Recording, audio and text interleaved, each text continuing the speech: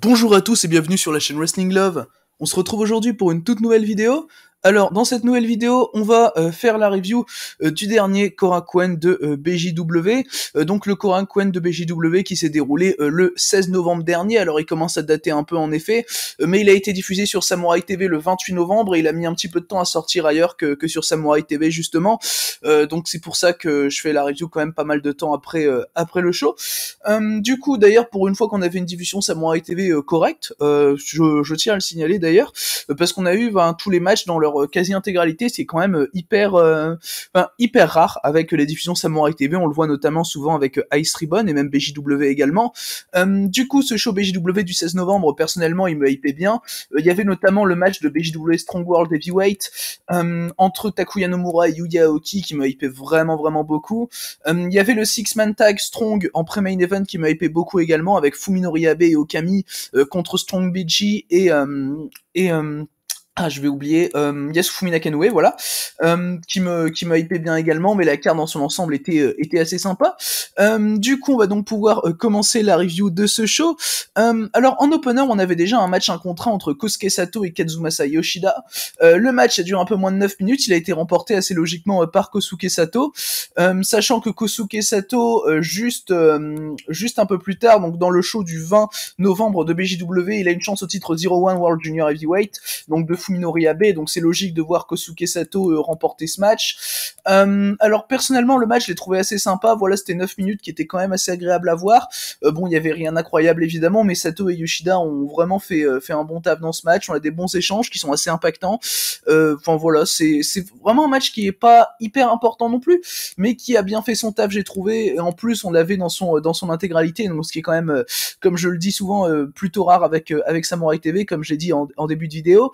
Donc là, on a quand même eu le droit à un bon match. J'ai mis 3,25 à titre personnel, et c'est pas souvent que je peux mettre des 3,25 dans l'undercard de BJW, sachant que en général, on voit vraiment quasiment rien des matchs d'undercard. Du coup, voilà donc par rapport à cet opener, donc remporté assez logiquement par Kosuke Sato. D'ailleurs, j'espère que son match contre Fuminori Abe sortira sur le BJW Core parce que ça me hype beaucoup. Du coup, voilà donc par rapport à ce match, on va maintenant pouvoir passer au deuxième match du show. Alors, le deuxième match du show, c'était Abdullah Kobayashi et Masaya Takahashi qui affrontaient Jaki Numazawa et Shunma Katsumata dans un Barbed Wire Board Deathmatch. Donc le premier deathmatch de ce show. Le match a duré là aussi un peu moins de 9 minutes. Il a été remporté par Abdullah Kobayashi et Masaya Takahashi. Alors dans le match, on a quand même eu quelques échanges assez sympas entre Shunma Katsumata et Abdullah Kobayashi, même si évidemment Abdullah Kobayashi fait pas la meilleure des performances, tout comme Jaki Numazawa d'ailleurs. Je trouve que les deux de toute façon ont quand même beaucoup de mal à bien catcher, hein, Abdullah Kobayashi et Jaki Numazawa. Heureusement, à côté, on a Masaya Takahashi qui est vraiment bon, et Shunma Katsumata, on ne le présente plus, il est excellent, hein, Shunma Katsumata. Il est habituellement chez DDT, on le rappelle. Et, du coup, pour moi, le match, ça reste quand même le moins bon match du show. Personnellement, j'ai mis la note de 2,75, mais c'est surtout à cause d'Abdullah Kobayashi, qui a quand même été pas mal sloppy lorsqu'il était dans le ring, surtout face à Masaya Takahashi. Encore avec Katsumata, ça allait. Mais oui, du coup, Kobayashi et Numazawa ont clairement été les points faibles du match, comme ce à quoi je m'attendais. Mais dans l'ensemble, on n'a pas le droit à un mauvais match, hein, très clairement. C'est un Barbed Wire Board, deathmatch assez random. J'ai mis 2,75, voilà, c'est un match moyen globalement, mais qui est clairement pas mauvais. Du coup, voilà donc par rapport à ce match remporté par Abdullah Kobayashi et Masaya Takahashi. Et d'ailleurs, en disant ça, je peux me corriger, les échanges que j'ai le moins aimé avec Kobayashi, c'était pas avec Takahashi, vu qu'il était dans son équipe, c'était avec Jaki Numazawa, hein, évidemment. Du coup, voilà donc par rapport à ce match. On va maintenant passer au troisième match de ce show. Alors, le troisième match de show, c'était un tag team match avec Kazuki Hashimoto et Kazumi Kikuta qui affrontaient Ryota Hama et Takuo Kato. Le match a duré un peu moins d'1 minute, il a été remporté par Ryota Hama et Takuo Kato. Alors déjà dans le match, on avait déjà assez tôt des échanges entre Ryota Hama et Kazuki Hashimoto. Ryota Hama va évidemment jouer avec son poids pour dominer fortement Kazuki Hashimoto. Je veux dire, les shoulder blocks qu'il va faire, ça va être de manière assez facile. Pareil, à un moment, il fait une lariat. Je crois que c'est sur Kazumi Kikuta. Enfin, le mec a juste à bouger le bras pour faire sa lariat. C'est vraiment de manière assez facile qu'il fait ça. Et du coup, évidemment, intelligemment, Kazumi Kikuta et Kazuki Hashimoto, ils vont chercher à isoler un Takuo Kato, donc à ne pas faire rentrer dans le ring Ryotama, parce que Ryotama a clairement été présenté comme dangereux. Du coup, Kikuta, les chops qu'il met toujours avec la paume de main, là, je trouve ça vraiment super, et il va les faire sur Takuo Kato. J'ai trouvé ça vraiment impactant à titre personnel. Les échanges entre Takuo Kato et Kazuki Hashimoto étaient également très bons, et quand Ryotama est revenu dans le ring, c'était tout de suite plus facile pour leur équipe, hein. Évidemment, à un moment, il a même failli s'asseoir sur Kazuki Hashimoto. Enfin, Kazuki Hashimoto a quand même réussi à esquiver, mais ça avait l'air d'être violent. Et du coup, ensuite, Ryotama va évidemment remporter le match pour son équipe, mais quand même, Ryotama a pas été mauvais, hein. Très clairement, Ryotama, c'est pas un mauvais catcheur, hein, de toute façon. Et les échanges qu'il peut avoir, surtout avec Kazuki Hashimoto, j'ai trouvé ça vraiment sympa. Kazuki Hashimoto va tenter quelques kicks sur Ryotama dans son ventre, dans son dos. J'ai trouvé ça assez impactant, et dans la globalité, on a un match qui est quand même assez pertinent, dans le sens où il y a une claire stratégie de la part de Katsumi Kikuta et de Kazuki Hashimoto qui est la bonne à mes yeux. En face, t'as un Ryotama qui joue vraiment bien son rôle, un Takuo Kato qui suit bien. Donc voilà, pour ma part, c'est 3,25 et on n'est pas loin du 3,5 très clairement. On a eu le droit à 8 minutes hyper agréable, donc pour ce troisième match du show, donc qui a été logiquement, hein, remporté par Ryotama et Takuo Kato. Du coup, voilà donc par rapport à ce match, on va maintenant passer au quatrième des 8 matchs du show. Alors, le quatrième match du show, c'était donc un autre tag team match avec Tatsuhiko Yoshino et l'actuel champion BJW Junior Heavyweight Kota Sekifuda. Ils affrontaient Masato Kamino et Takato Nakano, donc une équipe de Pro Wrestling Basara. Pro Wrestling Basara qui est du coup une fed japonaise, donc la fête d'Isami Kodaka, qui a un petit partenariat quand même avec BJW. On rappelle par exemple que les champions tag chez Basara sont les Astronauts. Du coup, ce match, il était là pour préparer le Kota Sekifuda contre Takato Nakano du 20 novembre, hein, pour le titre Junior Heavyweight. Le match a du coup duré un peu moins de 9 minutes. Il a été remporté là, assez logiquement, hein, par Masato Kamino et Takato Nakano. C'est du coup Takato Nakano qui a évidemment fait le tomber sur Kota Sekifuda, hein, pour bien préparer leur match de championnat BJW Junior. J'ai adoré les échanges entre les deux. D'ailleurs, Kota Sekifuda, le mec est beaucoup trop fort, hein. Franchement, la performance de Kota Sekifuda est vraiment super. Le teamwork avec Tatsuhiko Yoshino est très bon, je trouve. Non, franchement, c'est un match qui a super bien fait le taf dans son ensemble, et évidemment, bah, c'est un tag avec ce qu'on peut voir habituellement de Kota Sekifuda, qui prépare bien un gros match de championnat pour 4 jours plus tard. Évidemment, ça peut que faire le taf. J'ai également vraiment bien aimé les échanges entre Masato Kamino et Tatsuhiko Yoshino. Masato Kamino, que j'ai eu assez peu l'occasion de voir, hein, dans sa carrière, mais qui est vraiment un catcheur que je trouve vraiment bon. J'avais pu le découvrir personnellement, c'était en juillet dans un six-man chez Basara, à Basara 163, et c'est le show d'ailleurs où les Astronauts prennent les titres tag, les titres Iron Fist tag, et j'avais déjà trouvé le mec assez bon dans le match. Et non, Masato Kamino, c'est clairement un super bon worker. Et du coup, Takato Nakano donc a logiquement pin Kota Sekifuda, et je suis vraiment hype par leur match. Kota Sekifuda étant un catcheur absolument génial, donc on va voir ce que ça va donner. Du coup, voilà donc par rapport à ce quatrième match de la carte. On va désormais passer donc au cinquième des 8 matchs du show. Alors, c'était un Fluorescent Light Tubes Deathmatch avec Toshiyuki Sakuda qui faisait équipe avec Takumi Tsukamoto pour affronter Drew Parker et Yuki Ishikawa. Le match a duré un peu moins de 11 minutes et on a eu la victoire assez surprenante de Takumi Tsukamoto et Toshiyuki Sakuda. Toshiyuki Sakuda qui commence à avoir un push, hein, au Japon, hein, que ce soit chez Freedoms ou chez BJW d'ailleurs. Là, il remporte donc ce match en équipe avec Takumi Tsukamoto, et chez Freedoms, il y a pas longtemps, il a fait un tombé sur Toru Sugiura. Il a réussi à le battre, alors que Toru Sugiura a été champion Freedoms pendant plus de 500 jours. Du coup, Toshiyuki Sakuda, il y a un push qui se fait avec lui en ce moment au Japon. Le teamwork qu'il a eu avec Takumi Tsukamoto était vraiment bon. J'ai adoré les échanges entre Tsukamoto et Yuki Ishikawa. À titre personnel, je les ai trouvés vraiment bons. L'utilisation des light tubes était assez bonne. Évidemment, on a Drew Parker dans le match, donc c'est synonyme de qualité. Drew Parker, il a été très cool également. Non, pour moi, tout le monde a très bien fait son taf d'ailleurs, même si bon, évidemment, comme j'ai dit, les meilleurs échanges pour moi sont entre Takumi Tsukamoto et Yuki Ishikawa. Et on reste tout de même sur un match où tout le monde a pu briller, sur un match qui était vraiment sympa dans sa durée, hein. Évidemment, c'était 10-11 minutes qui étaient bien agréables à voir dans tous les cas, où je me suis jamais fait chier. Enfin non, clairement, c'est un bon Fluorescent Light Tubes F match pour continuer le show. Voilà, on n'est pas sur un match qui est hyper important non plus, mais du coup, à voir ce que ça va donner niveau push pour Toshiyuki Sakuda et même pour Takumi Tsukamoto, hein. On peut penser que Takumi Tsukamoto pourrait challenger Yuko Miyamoto pour le titre Deathmatch Heavyweight à son retour. Du coup, voilà donc par rapport à ce Fluorescent Light Tubes Deathmatch. On va maintenant maintenant passer donc au prochain match du show. Alors le prochain match de ce Korakuen Hall de BJW, c'était un Zangai G-Shock Deathmatch avec Akira Yodo et Kankuro Oshino qui affrontaient Ryuji Ito et Isami Kodaka. Alors ce match a duré un peu plus de 12 minutes pour voir une victoire d'Isami Kodaka et de Ryuji Ito que j'ai personnellement pas trouvé illogique. Isami Kodaka et Ryuji Ito d'ailleurs j'ai trouvé qu'ils avaient un bon teamwork dans le match et j'ai vraiment adoré les échanges personnellement entre Isami Kodaka et Akira Yodo. Akira Yodo qui est une de mes découvertes niveau deathmatch cette année et qui est un excellent catcheur qu'on avait notamment vu affronter Drew Parker dans un match pour le championnat GCW Ultra Violent qui était là aussi excellent et qui est d'ailleurs mon deathmatch japonais préféré de l'année. Mais du coup par rapport au match personnellement j'ai mis la note de 3,25. C'était bon, j'ai préféré le deathmatch juste avant, mais celui-là était quand même assez sympa. Évidemment, on a une utilisation de parpaing. On est sur un deathmatch avec Akira Yodo et Kankuro Oshino qui sont assez spécialistes des parpaings. Du coup, enfin, t'as quelques spots avec ça.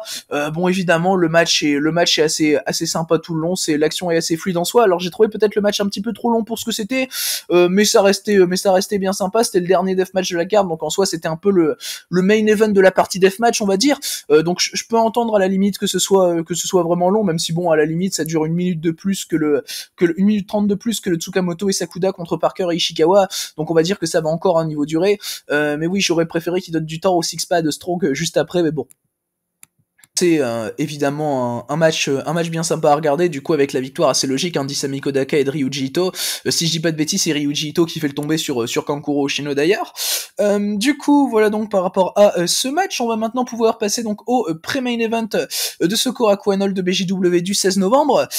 Du coup le pré-main event c'était un 6-man tag team match pour la division Strong, donc avec Fuminori Abe et Okami, donc Daichi Hashimoto et Hideyoshi Kamitani qui affrontaient Yasufumi Nakanoe et Strong BG, donc Daisuke Sekimoto et Yuji Okabayashi qui étaient, je ne sais pas s'ils le sont encore d'ailleurs, champion tag team au moment de ce show. Le match a du coup duré un peu plus de 11 minutes, il a été remporté par Strong BG et Nakanoe, donc Sekimoto Okabayashi Nakanoe. Le match était juste super, personnellement j'ai mis la note de 3,75, c'est mon deuxième match préféré du show, donc juste derrière le main event. Alors les échanges entre Fuminori et Abe et Yuji Okabayashi, je les ai trouvés excellents personnellement, ça s'envoie des chops vraiment impactants, des claques également, et évidemment les deux veulent montrer leur supériorité. Enfin les échanges Abe Okabayashi c'est des échanges que t'as souvent dans les Six Man Strong ou quoi, parce que t'avais une espèce de feud entre les astronautes et les Strong BG. Du coup t'avais les échanges Nomura Sekimoto et les échanges Abe Okabayashi, et les deux échanges de toute façon sont des plaisirs. Mais du coup vu qu'il y avait pas Nomura dans le match, Sekimoto lui il a eu ses gros échanges avec Daichi Hashimoto. D'ailleurs c'était pour moi les deuxièmes meilleurs échanges du match derrière les échanges Abe Okabayashi qui vont d'ailleurs à un moment vouloir s'impressionner et dégager leurs autres adversaires du tablier du ring pour ensuite se retrouver vraiment seulement 1 contre 1. C'est quelque chose que j'ai trouvé vraiment très bien. Du coup Abe fait une super perf dans ce match également. Il a des échanges également avec Yasufumi Nakanoe qui sont très bons, même si Yasufumi Nakanoe il va être plus concentré sur Hideyoshi Kamitani dans ce match pour le battre. Mais au final si Kamitani va prendre le pin, ce sera par Yuji Okabayashi sur un splash.